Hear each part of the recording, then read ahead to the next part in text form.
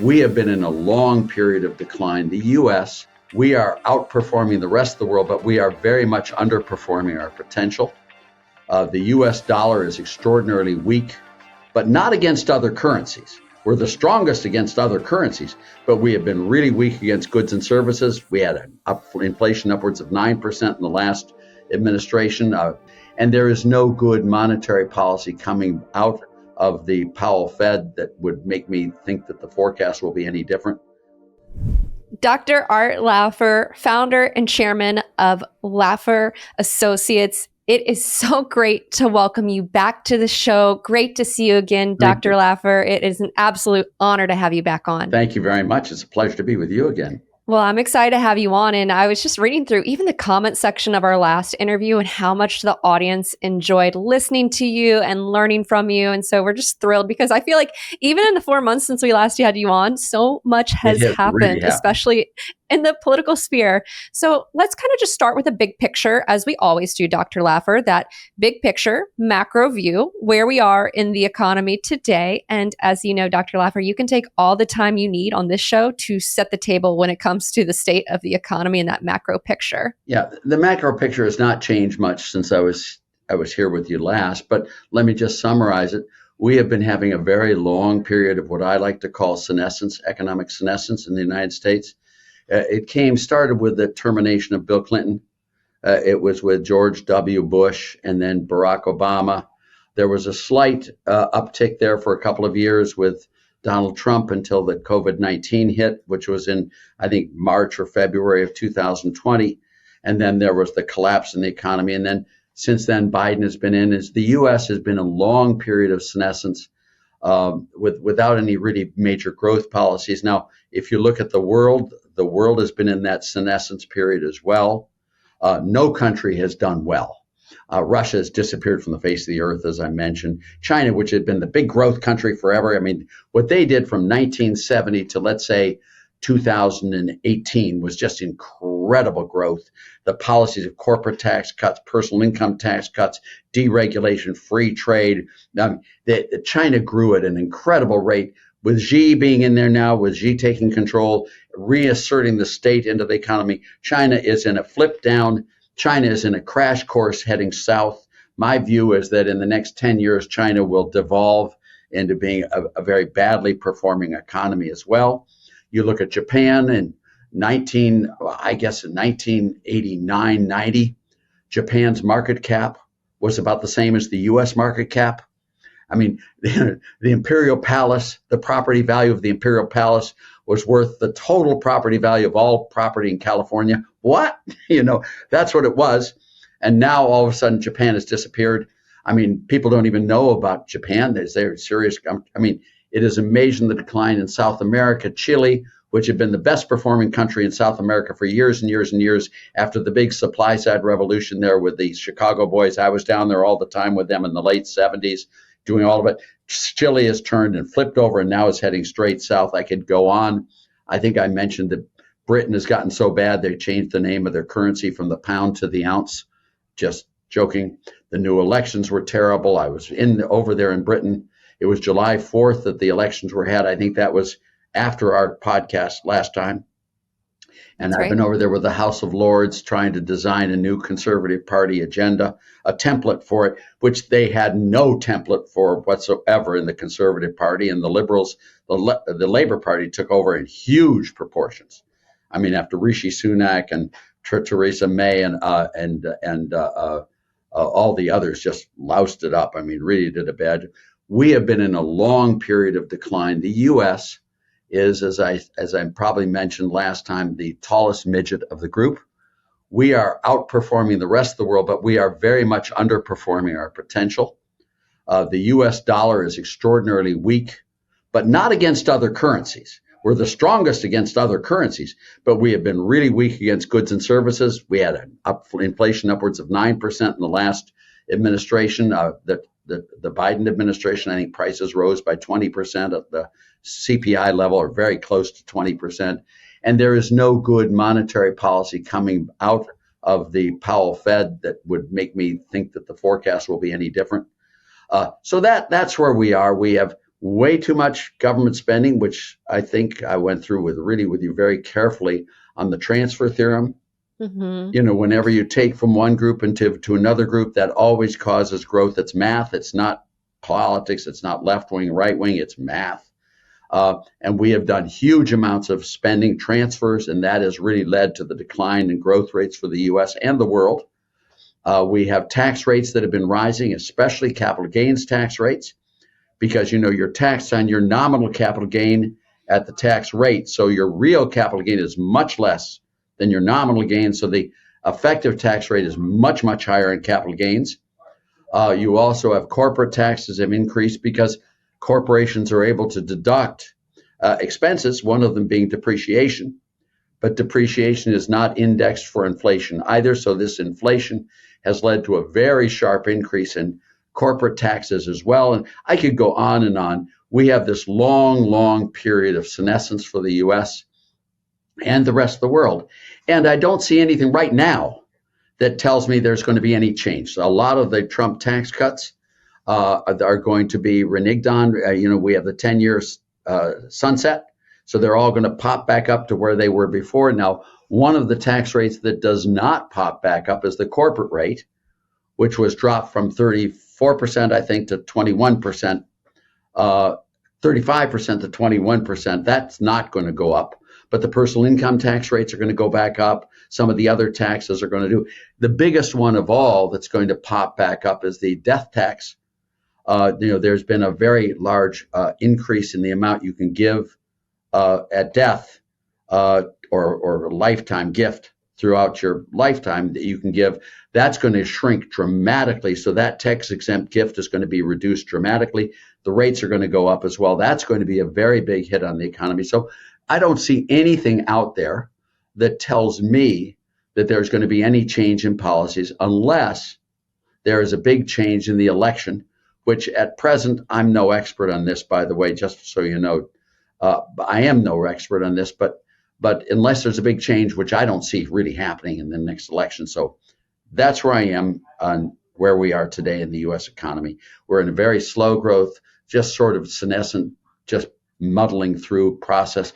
But there's nothing really exciting looking out there for me, and nothing more than a continuous decline of the U.S. economy over the long horizon.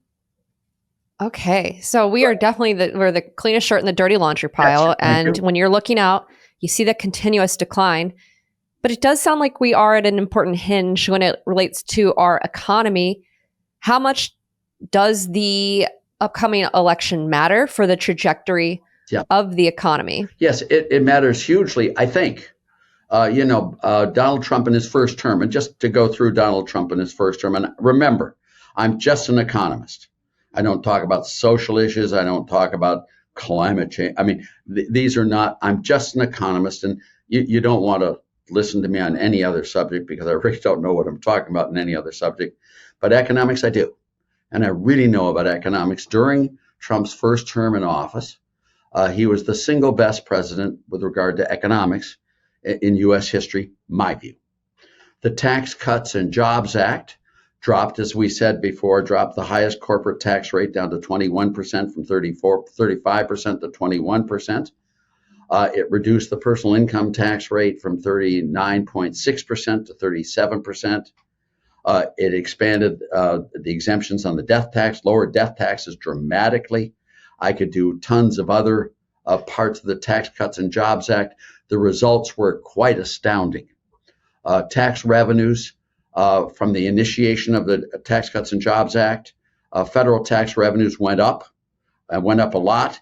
In the 2-year period of the first 2 years of the Tax Cuts and Jobs Act, tax revenue increase, federal tax revenue increases were greater than the federal tax increases were in the 2 years prior to that. So, there was a huge surge in tax revenues from the Tax Cuts and Jobs Act. Now, of course, it was not in the corporate tax. Duh. That's the one we cut the rates on the most. But because the economy did so well, because people stopped sheltering their income because they brought so much of their profits back from abroad, all of those taxes increased way more than the amount of loss that was associated with the reduction in the corporate tax rate. Now, the economy of the U.S. which had been going right along with the rest of the world, with the Europe, with the OECD, all of a sudden separated. In 2017, the fourth quarter, and then the 4 quarters of 2018, and the 3 quarters of 2019, the 2-year period of the Tax Cuts and Jobs Act, the U.S. started growing much faster than Europe. By the end of that period, U.S. GDP was 2.5% higher than it would have been had it grown at the same rate as the OECD countries grew. All right, which is pretty impressive. That's a lot of money. So the success of the Tax Cuts and Jobs Act is very impressive. That's this person talking. On the state of energy policy, he decontrolled by the time he left office. The U.S. was energy independent. We are producing a lot more now. It is true that oil production has increased under Biden. That is true, but much less than it would have increased had we not had all of the provisions against energy production. We no longer are energy independent, and this has led to much higher prices of oil in the world than otherwise would have been. And not only that, but under Biden, they've depleted the strategic petroleum reserve quite substantially to keep those prices down. So we've reduced our reserve dramatically as well. I'm just going through it. Trump led to much better oil production, and that led to a phenomenal economics.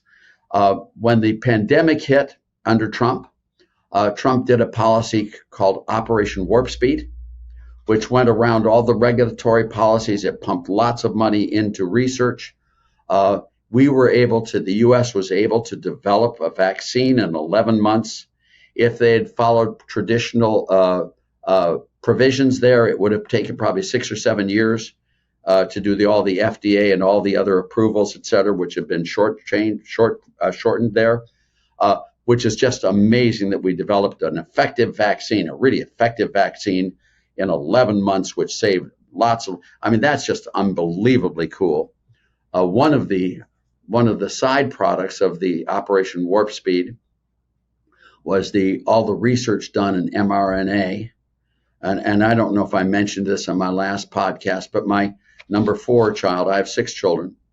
My number 4, Rachel Laffer, who's about 50 years old, she developed 4th stage metastatic melanoma, which she had a life expectancy of maybe 8 to 10 weeks when I found this out. This was 2 years ago. I mean, as a father, to find out one of your kids is going to die in 10, 12 weeks or whatever the number is, I was uncontrollable. But all of the research done on Operation Warp Speed and on mRNA developed certain drugs that are extraordinarily effective in getting T cells and B cells to be activated against cancer. And one of the developments was something called Opdualag. My daughter went to MD Anderson in Houston, Texas, where she was given Opdualag, and not going through all the stories there, but that cancer not only went into remission, but the tumors, she had 11 lesions in her spine. She had this big tumor on her back here that the doctors removed. She had developed a new one in her stomach area, in her abdomen. Once she started the Opdualag, she's still alive 2 years later. The tumors are shrinking. I mean, how in the hell can you not say, thank you, Lord, for this? Thank you, Donald Trump, for doing. I mean, that's me. And forgive me for being personal in this. I usually am not personal. But I mean, the Operation Warp Speed saved my daughter's life, and saved a lot of others. Saved Jimmy Carter's life too. By the way, you remember when he went into the hospice and he was going to die, and he took the Opdualag as well because he had 4th stage metastatic melanoma. His cancers all disappeared. They took him home, so he's still alive. I mean, this was much earlier than my daughter. If you look at, he did the right to try. You know, if you're terminally ill. Trump did it. It went through Congress. A number of Democrats, like Jared Polis, the governor of Colorado, who was my intern, Democrat. Great, probably the best governor in the United States, Jared Polis is. Wants to get rid of the income. This is a Democratic gay governor who is just phenomenal, one of the brightest people, one of the most wonderful people. He was my intern at 13 years old. Just phenomenal kid, phenomenal guy, great governor. He switched parties and voted for the right to try. And that passed. That is just a wonderful piece of legislation. He also did transparency, medical transparency, which you're required to tell what the prices of healthcare services are and what the benefits and stuff. This is an amazing executive order. That was the one executive order that Joe Biden did not overturn. But if that's 20% of GDP as a monopoly controlled without any information. That is the greatest. I could go on and on about the regulations, about the other policies that Trump did, but he is from the standpoint of economics, the single best president in the first term of any president ever in U.S. history. So when I look at what he would be in the second term, and again, I'm just an economist, and I vote Democrat as much as I do Republican. I voted for Jimmy Carter the first time, not the second time. I voted for Ronald Reagan that time. But I voted for Bill Clinton twice, and even though Clinton denounced me when I said I would do it, he didn't want my vote. I could care less what he thinks. I thought he was a great president, and he really was a great president. And all of that if Donald Trump follows the policies that he did in his first term, I think that we could see a renaissance in America of a major proportions if the Republicans also get the House and the Senate. One of the things that I thought was really good for Trump in the first term, and forgive me on this, and again, remember, I'm just an economist. Please remember that. The 3 justices he appointed to the U.S. Supreme Court, in not counting all the stuff they've done and other things, they have removed the power of legislating economics from the regulatory agencies in the United States to having it go back to being required to do legislation, to be able to do the regulations, that these agencies they found have exceeded their authority under the Constitution, and they were removed back. So they have really done a great deal to encourage economic growth and prosperity, the justices the Supreme Court has, by reining in the regulatory agencies, which is a huge deal. I mean, this is a big deal. So those are all the reasons why I thought Donald Trump was great. Now, did I think he way overspent once the COVID-19 hit? Yeah, he did. Of the $2.5 trillion he spent above and beyond the normal amount, I think $1 trillion for Operation Warp Speed was good. The other $1.5 trillion, I wish he'd cut the payroll tax, had a rescission of the payroll tax for 2 years. He didn't do that. He was close to doing that, but he didn't. But I thought that was the best one. And by the way, by the time Trump, if he were elected, got back in with Congress, I think we could have another renaissance in American economy. Me talking. Sorry about. No, do not apologize. Our audience loves it. We don't like to interrupt our guest here. Real quick, no, I did not know that about your daughter, but I'm so happy to hear that she is doing so much better. It's amazing. The day I found that out, I was driving up to my farm, and we found out that all the tumors, and one was huge, and I had to stop there, and I just sat there and cried for 4 or 5 hours. I was going to lose my little baby girl, and there's nothing that a father or a mother or a parent wants less than to see the death of one of their children, or a grandchild. I have 6 children, I have 14 grandchildren, I have 4 great-grandchildren, and, I always thought I was diversifying my portfolio, but it's not. You're never happier than your unhappiest child or unhappiest grandchild, and God, it was just awful, but she thank God she's well, and she's doing really well, and now she fights with me, and I get mad at her and all that. I've gotten over my that is a blessing and a miracle. And one of the things I really respect about you, Dr. Laffer, is you point out you look at the world from the lens of an economist. You are someone who has advised both Republican and Democrats. You've voted across party lines. And so I think your point of view, I really respect it, Thank you. Just given that backdrop. And you mentioned a renaissance, that we could see a renaissance. I think people who are watching and listening would be curious from that economic standpoint. What would that look like? What would be the smart policies to enact? I think I went through this in the last podcast with you, but I'll go through it again. There are 5 areas I look at for the U.S. Now, other countries I look at privatization as well, but not in the U.S. The 5 areas are tax policy, spending policy, monetary policy, regulatory policy, and trade policy. When I look at these 5 areas, I compare each one of these areas to the sort of the North Star. What's the right thing to do on taxes? And from the standpoint of taxes, the North Star, the best tax policy is the lowest possible tax rate on the broadest possible tax base, so that people have the least incentives to not report taxable income, the least incentives against working output and employment, and the least number of places where they can put their income to avoid paying taxes. So I did Jerry Brown's flat tax, which we went to a 13% flat tax. This was in 1992. I was his economist that did it. Jerry's no right-wing Republican, believe me. So the question is, are we moving towards that North Star or away from it? With Donald Trump, we would be moving towards that North Star quite substantially.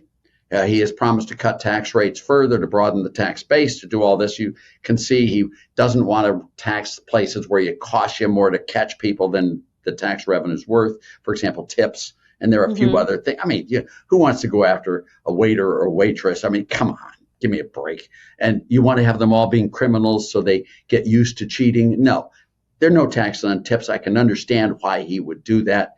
You want to get that. Donald Trump is focused very much on bringing the corporate rate down to 15%, to broadening it. All of this stuff I find very attractive on his. Kamala Harris wants to get rid of the Tax Cuts and Jobs Act. She wants to raise the corporate rate back up. There's no question in my mind that Donald Trump would move us towards that North Star, and Kamala Harris would move us away. Government spending. Donald Trump in his last 2 years in office did way overspend. Kamala Harris has way overspent as well. My understanding of Trump's policies, and this is what my understanding is, that he would rein in government spending dramatically on all of this, and that would lead to a very big improvement in moving towards spending restraint. And that Kamala Harris is promising, what is it, $25,000 for all new house buyers, this, that, and the other, forgiving all the loans. And all of that stuff would just keep us into the transfer theorem, which would keep holding down output, employment, and production. So again, I think Trump moves us towards the North Star on spending. Harris moves us away. On monetary policy, the way we should run monetary policy is we should control the rate of growth of the monetary base and then let interest rates be free market determined. This Fed under Powell has done just the reverse. I believe that Donald Trump would have a stable, sound currency, would move us in the right direction, but I don't have a lot of evidence or information on that. He did appoint Powell to be Fed chairman, but then when Powell was reappointed, he allowed the base to expand enormously, which gave us our inflation during the Biden administration, went as high as 9.1%. But since then, the monetary base has contracted quite substantially. So you can see that inflation rate has come down. It's stabilized for the last year plus. So there's been no reduction in the rate of inflation over the last year plus. But I think the Fed under a Trump would be a better Fed than it would be under Kamala Harris. But that's just me talking there. Trade, regulations. There's no question. Donald Trump is for deregulation. Harris is for re-regulation. What they've done with energy in the Biden-Harris administration is very much towards regulation, much more towards regulation. She wants to do gouging regulation and all. I could go on and on. Trump would be just the reverse. I think Trump would be far better for regulatory policies. Now, the one I want to catch you on, and the one I think is really important, and this one you can have people yell at me all you want, and I may be wrong on this. I've had several conversations quite a while ago with the president, Donald Trump, on this, is on tariffs, on protectionism. Everyone talks about him as being the tariff man and all this stuff, and he would do. Well, Biden and Harris have raised tariffs on China, as you know, they've used sanctions and all of that. Trump talks tariffs, and that is very, very true. If you listen to him, what he says, you are under the impression that he would put in a lot of tariffs. But if you look at what he did in his first term, we had the North American Treaty, which was a major reduction in tariffs for Mexico, the U.S., and Canada. That was one. We had a major agreement with Japan as well, which reduced tariffs. We had a major agreement with South Korea as well, which reduced tariffs. Donald Trump has on many occasions said he likes to use tariffs as a threat against other countries to get them to come to the negotiation table to negotiate lower tariffs. The one thing that these other countries are all far more protectionist than the U.S. is. They are. And he is trying to get them to lower tariffs so that we can bring down protectionist legislation and have a freer trade with all of these countries. And his threat to those countries is, if you don't negotiate with us, we'll deny you access to the U.S. markets. That's his negotiation position. But I don't believe that that is his objective. I believe his objective is, in my opinion, to bring them to the table to negotiate freer trade. Now, when he left the G7 meeting in Ottawa and was going to Singapore to meet with Kim Jong-un, he had to leave the meeting a little bit early because he had a scheduled appointment with Kim Jong-un. And he said to the other members, and by the way, this is corroborated by everyone who was there, he said to the other members in the meeting, look, gentlemen, ladies, I've got to go to Singapore. I've got to meet with Kim Jong-un, and you really want me to meet with Kim Jong-un. I really want to make sure we don't have World War III in this planet. And I apologize for leaving early, but it's important that I go. But I want to make one statement to the six of you left. The U.S. is prepared today to negotiate an elimination of U.S. tariffs and U.S. non-tariff barriers if you guys are willing to go along with that as well. And there was dead silence in the room. They looked at their shoes, they looked at the ceilings, they whistled, and he said, thank you, and he left. But he made it wide open that the U.S. is willing to negotiate major reductions in tariffs across the board if the other countries will reciprocate and bring down their tariffs as well and their non-tariff barriers. So I believe that Donald Trump is a free trader. That's me. I remember I told you the joke I probably told you I shouldn't have said to Trump, but I said, sir, I know you're a free trader. Not only do you run an international business, and all international business people are free traders, but you have to be a free trader. You imported 2 foreign wives. Oh, I didn't hear that joke before. Well, I did say that, and he didn't laugh. Just okay. So I probably was a little bit out of place saying that, but I still think it's pretty funny. This episode is brought to you by Public.com. Public.com has just launched its new bond account offering a 6.9% yield on your investment until 2028, when the first bond matures. Here's why it's interesting. Bond yields are currently at their highest levels since 2009. The Federal Reserve is meeting in September with potential rate cuts being discussed, and current estimates from the CME FedWatch suggest rates may fall as low as 3% by the end of 2025. The good news, investing in a diverse portfolio of corporate and high yield bonds could lock in today's historically high yields, even if the Fed cuts rates. Go to public.com to learn how to lock in this yield. The bond account, only at public.com/Julia. Dr. Laffer, you're just talking about trade. How important is that when we step back and look at our geopolitical picture, getting the trade side of things right? Yeah, it's really important. I mean, from 1640 until 1870, the U.S. went, that's 230 years. 230 years of U.S. history, we ran trade deficits virtually each and every year. I think we're 8 years we didn't. The Civil War we didn't. The War of 1812 we didn't. But almost every year we built America on foreign capital. You remember the U.S. trade deficit is the U.S. capital surplus, and the rest of the world provided us with capital because we had the labor, we had the land, we had the technology, and we grew this to become the preeminent nation on the face of the earth because of international trade. Exclusively. I mean, really, we didn't know income taxes back then. No, the tax policy wasn't important. Government spending wasn't important. None of that was important. Trade was the issue, and we built the greatest nation on the face of the earth with free trade and bringing capital. It has been essential to us growing and producing. When you think about capital in the aggregate, I mean, which would you rather have? Capital lined up in your borders trying to get into your country, or trying to get out of your country? The U.S. has been the capital magnet of the planet, and We need trade badly for the US growth, but so do other countries. That's just looking at the aggregate of trade. The other aspect of trade that really is important as well, Julia, is the allocation of products.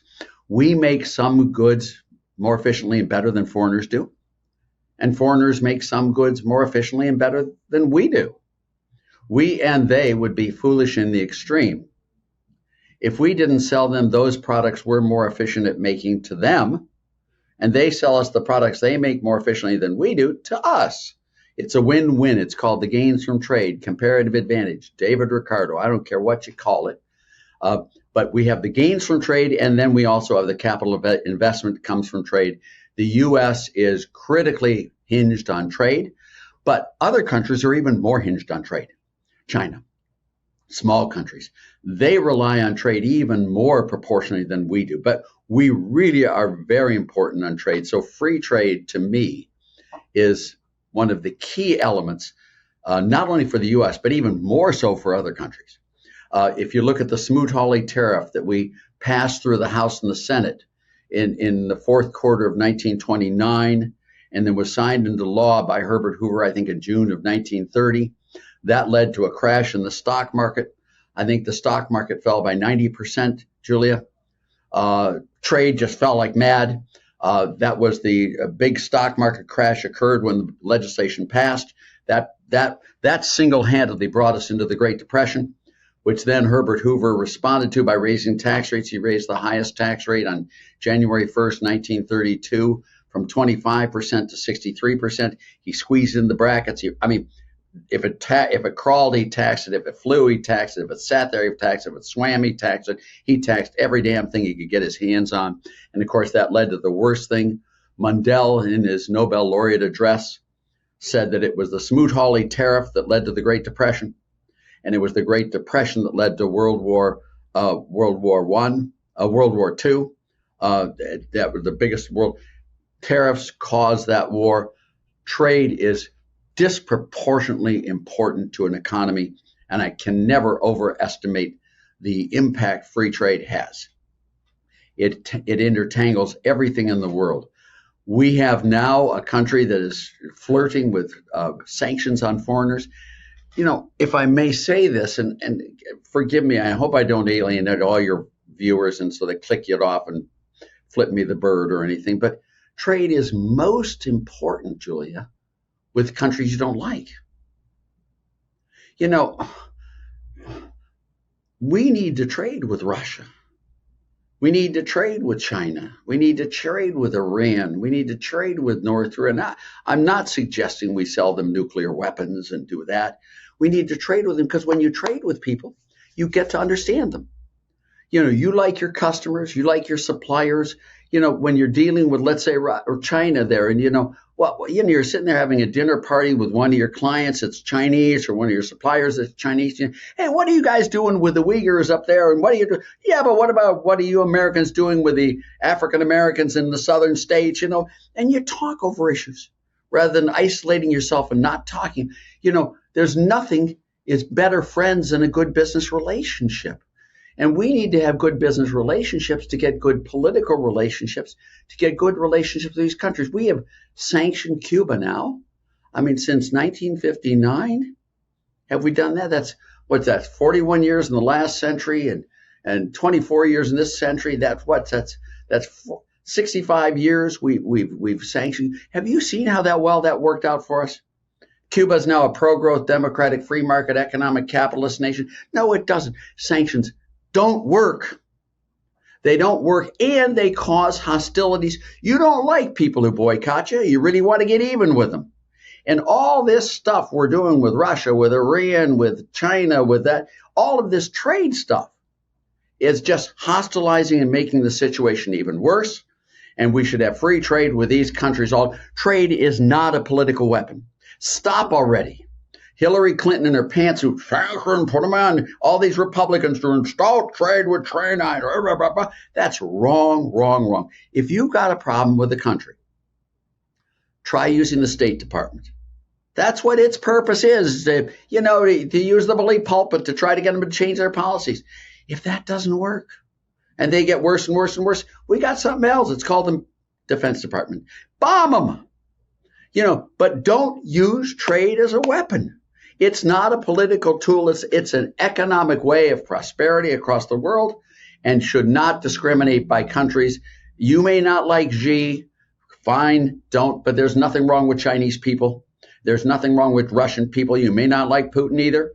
But trade with them. But if you don't like them, on the level there, State Department's the first order of a confrontation. The second run is Defense Department. Supply them. That's what I have always believed is you need peace through strength, and free trade is the way of getting the economic strength. And peace is done by a very strong military budget and very much free trade. So you entice these people to want to be with us through free trade, and you discourage them from wanting to oppose us by a very strong military. This is the John F. Kennedy model, it's the Ronald Reagan model, and it's the Donald Trump model. And if I can just quote John F. Kennedy. Sure. The best form of defense spending is always wasted. Whenever you find yourself in a situation where you are required to use your military hardware and prowess, that is a clear sign that you did not spend enough on defense. Putting locks on your doors is not wasted money. The reason you have defense spending and that you're highly militarized is so that you don't have to bomb other countries, so they won't attack you. Now, my view of this world is that during the Trump administration, we did not have an incursion into Ukraine by Putin. We did not have an incursion into Israel by the Palestinians and by Gaza and by Hezbollah and the Hamas and all of that. We did not have Houthi rebels firing missiles into traffic there. We did not have the huge confrontational issue with Taiwan. The reason being very simple, that we spend a lot of money on defense and we open up trade with these people. Please work with us, be friends. Let's get along together. Let's do business together. Let's be friends. Oh, by the way, we have a lot of military hardware if you decide to go the other way. And that's the model I think makes the best way. That's what Reagan did. And, we had no wars under Reagan. We had no riots in America under Reagan. With John F. Kennedy, that is exactly what Kennedy did in the Berlin airlift. I was there in Berlin at the time, as I was a student at the University of Munich there. I was there the day they built the wall in 1961. In fact, I was in Berlin that day on August 13th, 1961, at the Jugendherberge. I was with the German group. I'm an American, obviously, but I speak German fluently. I was with them because there were no other Americans there. When they built the wall, Kennedy acted really appropriately. He increased defense spending enormously. He cut tax rates dramatically. We had a huge expansion in the U.S. economy. It was called the Go-Go 60s for a good reason. We had this huge, and we avoided a war because of what Kennedy did. We avoided a war because of what Ronald Reagan did. I can tell you that the lunch I had with him and 9 others at the Beverly Hills Hotel in 1981, Ken Koshigan writes about that luncheon we had together there. And when he said, we're going to scare the bejabbers out of our enemies with Star Wars, and we're going to make our friends stinking rich with supply side economics, I knew at that moment that the World War III was not going to happen. We were going to be a strong country with free trade so that we make everyone want to be partners with us, and we also make sure that they don't want to be at war ends with us. And that is the right way to go. And this administration goes the exact opposite way. Now, I think Trump will go in the positive direction. We'll rearm, and we'll have a good defense budget, and we will say, come on, join us. We've got a big tent, Russia. Come on, think about it, guys. Let's stop this war in Ukraine tomorrow morning. No one's winning in that war. Everyone's getting killed. No one's better off because of the Houthis missiles there. No one's better off because of Hamas doing the paratroopers into Israel from Hamas attack. Stop this stuff. Let's stop this. And let's go back to a peaceful situation where we deal with each other, we trade with each other, we like each other, we send birthday cards to each other's kids, and we talk differences out. We don't shoot differences out. I hope that makes sense to you. I'm a peacenik, as you can tell from the 60s. I love peace. I just think peace is wonderful. And the only way you can get peace is peace through strength. peace through having a strong military and peace through having free trade with everyone so they all want to be your friends. End of my lecture. Sorry, but that's how you get peace, not by threatening them, but flipping them off. And no, calling them names does not help. Well, excuse me, Julia. I didn't mean to go ranting on with you, but oh no, you can go as long as you like, Dr. this is Laffer. the way to solve the world. We're here to win, not to fight. Whenever you fight, Julia, you always lose. You may lose less than the guy you beat the hell out of. All right, but you still lose. It's better never to fight to get these things. Just because you silence someone doesn't mean you convinced them. That's not the way to do it. The way to do it is sit down. Let's talk. If you like a beer, fine. Let's have a glass of wine. If you don't like that, let's have an apple juice together. And let's talk about how many kids you have. I remember when I was doing the keynote at the Sub-Saharan Tax Conference there in Casablanca. This was a few years ago with all the tax authorities there and all the Sub-Saharan Africa, all the black African countries there. And I met this one lady who was head of for Niger. She was the thing, big, tall lady, all in tribal garb. I mean, just gorgeous girl. I mean, just black as the ace of spades and just thinking. And we were talking. I said, your job is not to see how much taxes you can collect. Your job as head of the tax is to see how prosperous you can make your country. And that's what it is. Taxing and getting the last penny out of the last peasant is not what your job is. And we were sitting there talking, and she had 5 kids and I had 6 kids. And we started talking about our kids. And all of a sudden she started telling me about stories about Boko Haram coming across from the Nigerian border, from the border into Niger, and from the Congo into the Niger. And there, and she would have her girls, she had 5 girls, and she did not have any of them, but she's terrified always of having her girl. You think we have problems? These people have real problems. I mean, she sits there every day and worries about her girls and her daughters being captured by Boko Haram and becoming slaves because they come. This is a time in Earth where we need to work together. And the only way I can think of working together is I support your economy, you support my economy. Let's talk over our differences. Let's not shoot them out. No one's better off with a war. And that's the end of my lecture on that. But it works everywhere in this world. And under Trump, we didn't have those wars. Under Biden, we did. Under Harris, I'm afraid we would. I think she's very militant because she doesn't understand the military. She's anti-military, but likes using weapons. All they do is raise the budgets for more of this stuff. And frankly, you've got to end these wars, not expand them. End of my lecture. And one of your 5 pillars, one of the 5 macro kingdoms is the government spending, and getting that in a good place. I guess my question for you is, it seems to me like when I listen to you, the transfer theorem, all of that government spending, it can actually be contractionary to an economy. So how do you get that right? What can we do to solve for this? Well, let's not try to solve for it. Let's try to just make it better. Okay. I'd like to marginalize in there. First place, paying people not to work is not smart. I mean, you make it so it's attractive not to work. If you look at the unemployment rate of people till they get to the end of their unemployment benefit and their unemployment benefits run out, all of a sudden they get a job the next week. What you want to do is you do want to have unemployment benefits, but you want them very short-lived and not so that it's more attractive than working. That's for sure. Now, these are basically state programs with federal funding there, transfer grants for the federal funding there. I mean, when North Carolina reduced its unemployment benefits eligibility dramatically, and when it reduced the amount from $550 per week to $350 per week, all of a sudden you saw their unemployment rate went from way above the national average, way below it. They created a prosperity that was incredible. The same thing's true with all these other programs. Make damn sure that you're not replacing and you're not paying people to be indolent. What you're doing is you're providing people resources when they are caught off guard with an unexpected thing. And that would reduce transfer payments hugely. All of these big grants that were done in COVID, all of those were unnecessary. What you should have done is have a waiver of the payroll tax for, let's say, a year and a half. Same amount of money goes into the economy, but you do not discriminate against people working. You make it more attractive to work. so you can bring things back. That's the way I think. So that's how you do the spending.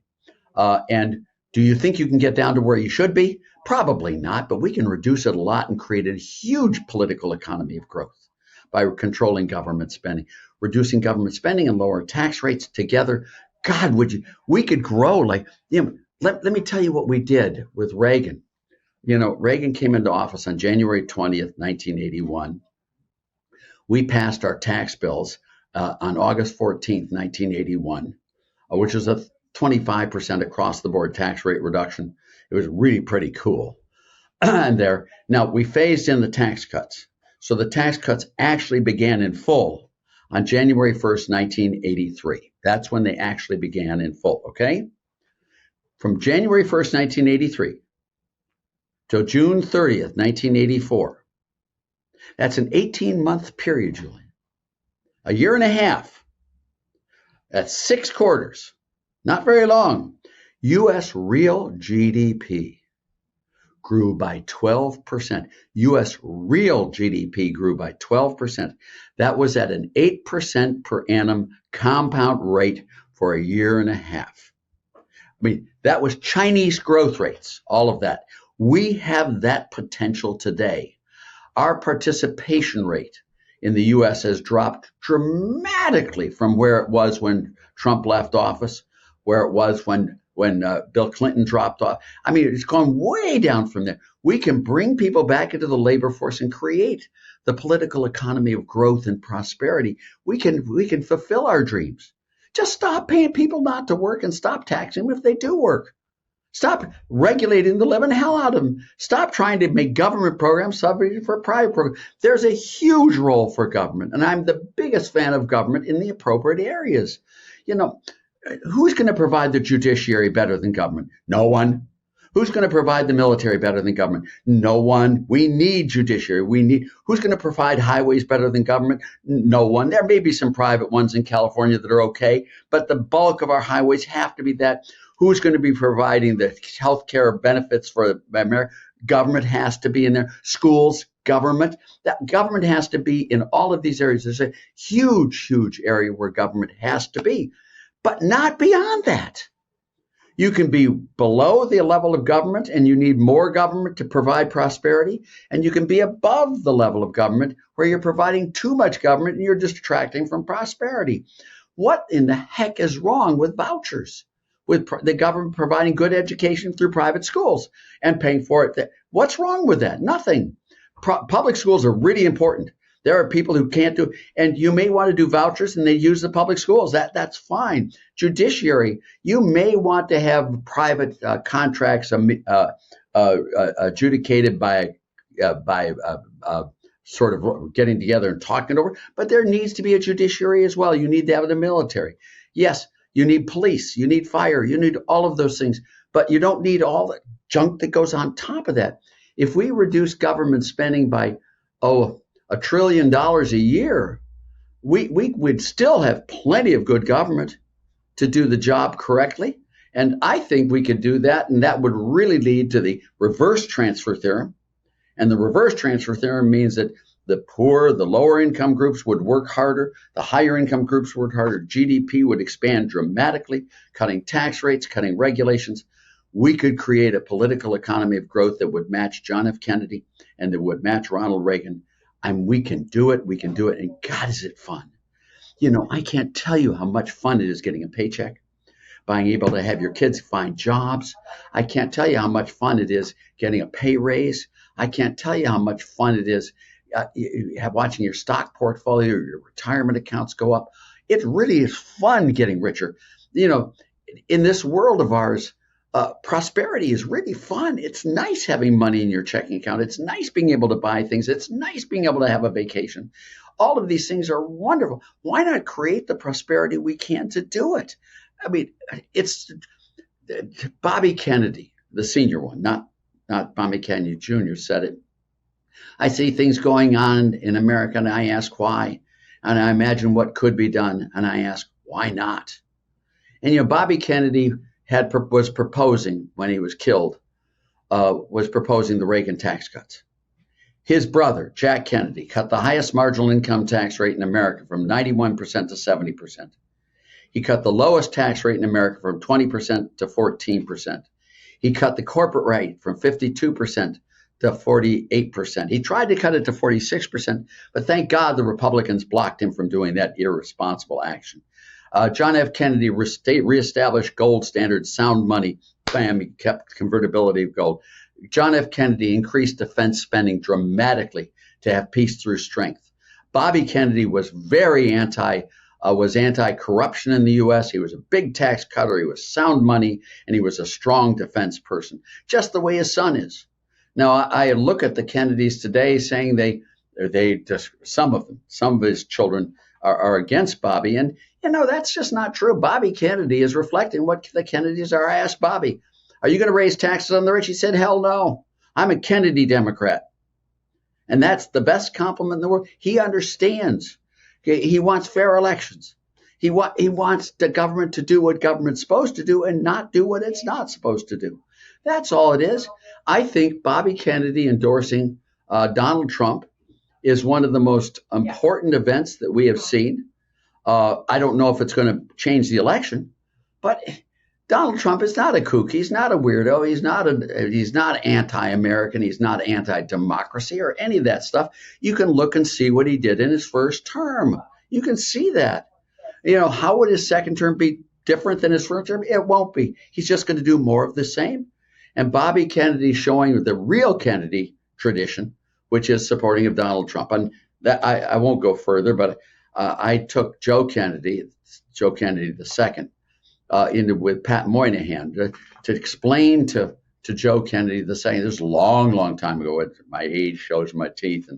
But the three of us had lunch. Pat Moynihan, Senator Moynihan, Joe Kennedy, and myself. And I asked Pat to really explain what Jack Kennedy actually did.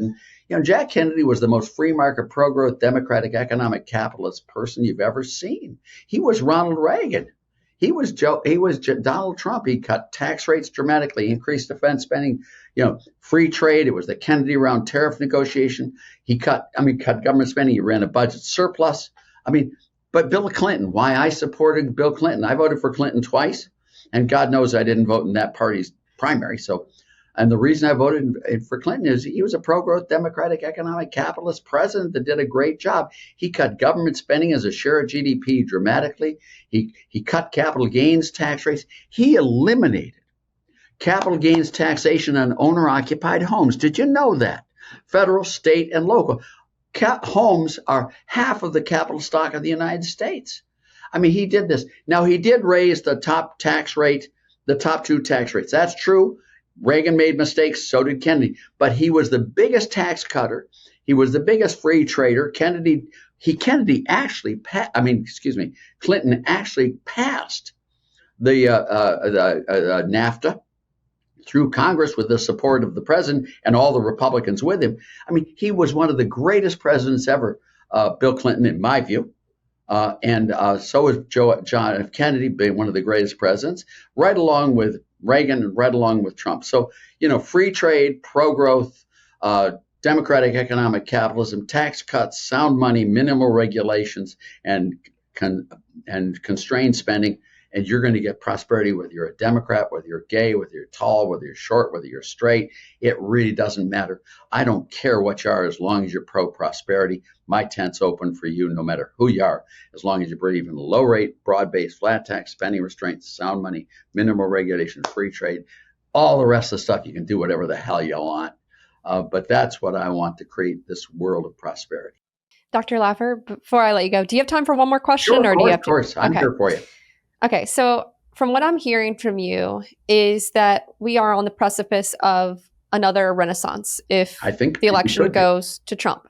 My follow-on is, what happens if Vice President Harris wins the election? Do you see it as the opposite? Would be curious how you see the economy in that scenario. You've seen some of the policy proposals surfaced in recent speeches, like price controls at groceries, wealth tax, those sorts of things. Curious how that plays out in your mind from an economist perspective. Well, I think it would be the opposite. I think it would be. But now let me just show you. And I'm 84 years old, Julia. So last time I was with you, I was 83. There are some really great pleasures in life when you get to be very old and you have many fewer years left than you've already lived. You look at it because then I'm not here to build a resume. If I'm joking with you on that, but I can really say sort of what I really believe without worrying about the repercussions on me personally, without that. I believe that if Kamala Harris is elected, if they take the Senate, if they take the House, you're going to have 2 years of hell. You're going to have a Jimmy Carter 2-year period. And then you're going to get the biggest backlash ever in a pro-growth agenda. And that my view is that the elections in 2026 will be extraordinarily powerful elections, leading us to an complete phase change for the U.S. economy and lead us to another period of a quarter century or half a century of prosperity. I couldn't be more optimistic about the U.S. than I am today. We have the complete juxtaposition of two sets of policies. It's not like it was with Nixon and McGovern. It's not where they're both the same. It's not where both parties where you have Jerry Ford and Jimmy Carter where they're both the same. You've got two very different world viewpoints, Weltanschauungen, and these two viewpoints are coming into a huge clash like I've never seen before. And that clash will be resolved in the next 5 to 10 years. I just hope it happens fast enough and quick enough that we don't have a conflagration in the interim. I do worry about the global scale. I do worry about the incursion into Israel. I do worry about the Ukraine conflict. I do worry about the Makoy and Matsu, the islands between mainland China and Taiwan. I do worry about those. I worry about what's going on in Colombia. And in South America, there's some major conflicts there, politically, militarily as well. I do worry about some of the African ones as well, and I'm very involved in these countries. But I do think we're going to see this issue resolved, at least for the next quarter or next third of a century. And it's going to be a pro-growth supply-side agenda with low inflation, rapid economic growth, huge increases in prosperity, and a huge diminution on riots, racism, and wars. I really am very optimistic about the future. Well, Dr. Laffer, I always enjoy having you on the show. Our audience certainly does too. I want to give you the final few minutes here for any parting thoughts, anything that you'd like to leave the audience with to think about. It could be something that we didn't bring up in this episode. The floor is all yours. Yeah, I think we want to look to the rest of the world. I'm doing a lot of work right now in El Salvador with Bukele. I was down there, spent a week. I think I'm going to be able to design there. I'm working over in Britain with the Conservative Party. I went and spent a week there with the Conservatives from the House of Lords on designing a well thought through, academically correct conservative template for a resurgence of prosperity in Britain. Britain's in much worse shape than we are. I just did a lecture series in Brazil with all the old Guedes, Pablo Guedes, and all the economists down there, the Chicago boys. So it's a global phenomenon. And just remember, we can do it and we can change this world. And you and your listeners and you are doing the Lord's work. You're taking this stuff and it should be issues. And, people vote against it. That's their right too. People deserve the governments they get. And, if they're going to scorch the earth, it's their earth too.